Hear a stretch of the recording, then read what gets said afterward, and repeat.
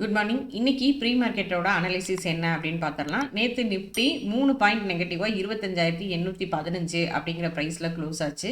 நம்மளோட gift Nifty இப்போ வரைக்கும் 77 பாயிண்ட் பாசிட்டிவாக காட்டிட்டு இருக்கு. இது நம்ம மார்க்கெட்டில் எப்படி இம்பாக்ட் ஆகும், நேற்று மார்க்கெட்டில் என்ன நடந்துச்சு அப்படிங்கிறதையும் பார்க்கலாம். நேற்று ஒரு ட்ரெண்ட் லைன் நம்ம வரைஞ்சிருந்தோம். அதை பிரேக் ஆகும்போது மார்க்கெட் ஒரு நல்ல புல்லிஷில் இருந்தது.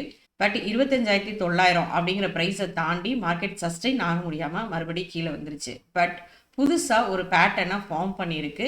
இன்னைக்கு ஒரு கேப் அப்பில் மார்க்கெட் ஓப்பன் ஆகும் பட்சத்தில் 25,900 அப்படிங்கிற ப்ரைஸை தாண்டி மார்க்கெட் சஸ்டெயின் ஆயிடுச்சு. அப்படிங்கிற பட்சத்தில் 26,100 அப்படிங்கிறது ஒரு ரெசிஸ்டன்ஸாக ஆக்ட் ஆகும். சப்போர்ட் அப்படின்னு பார்த்தீங்கன்னா 25,800 இருக்கு. ரெசிஸ்டன்ஸ் அப்படின்னு பார்த்தீங்கன்னா 26,100, 26,250 அப்படிங்கிறது ஒரு நல்ல ரெசிஸ்டன்ஸாக இருக்கு. அடுத்ததான் பேங்க் நிஃப்டி என்ன அப்படின்னு பார்த்துடலாம். பேங்க் நிஃப்டி நேற்று 13 பாயிண்ட் நெகட்டிவாக 58,912 அப்படிங்கிற பிரைஸ்ல க்ளோஸ் ஆயிருக்கு.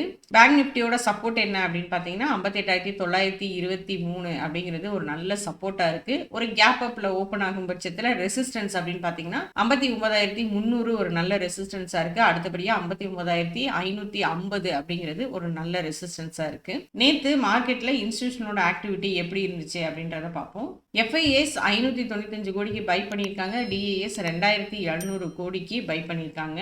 FIS ஃபியூச்சர் மார்க்கெட்லையும் 2,200 கோடிக்கு பை பண்ணியிருக்காங்க. இது ஒரு சின்ன பாசிட்டிவ் சைனை மார்க்கெட்டில் காட்டுது. ஸோ இன்னைக்கு இன்ஸ்டிடியூஷனோட ஆக்டிவிட்டி மார்க்கெட்டில் எப்படி இருக்க போகுது, மார்க்கெட் என்ன மாதிரி மூவ் ஆக போகுது அப்படிங்கிறத பார்க்கலாம். தேங்க்யூ.